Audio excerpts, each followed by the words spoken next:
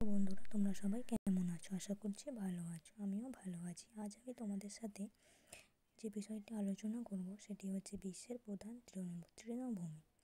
তো আমরা যখন পরীক্ষা দিই দেখবে এরকম কোশ্চেন অনেক সময় আসে যে ডাউন্স কোন যে তৃণভূমিটি আছে সেটি কোন দেশে অবস্থিত, বা ইউরোপ ও এশিয়ার বিখ্যাত তৃণভূমির নাম কি। তো সেই বিষয় নিয়ে আজকে তোমাদের সাথে আলোচনা করব। তো চলো শুরু করি। ডাউন্স যে তৃণভূমিটি সেটি অবস্থিত অস্ট্রেলিয়া। পম্পাস তৃণভূমি অবস্থিত দক্ষিণ আমেরিকায়। প্রেইরি তৃণভূমি অবস্থিত উত্তর আমেরিকা। সাভানা তৃণভূমি অবস্থিত আফ্রিকা ও অস্ট্রেলিয়া।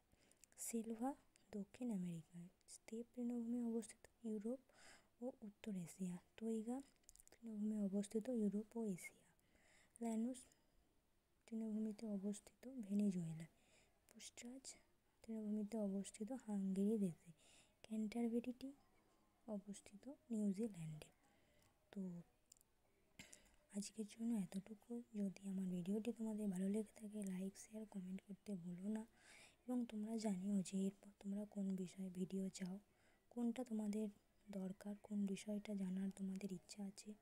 তো আমাকে জানিও। প্লিজ লাইক শেয়ার কমেন্ট করো, তোমার বন্ধুদের সাথে শেয়ার করো। প্লিজ সাবস্ক্রাইব করে আমার পাশে থেকো।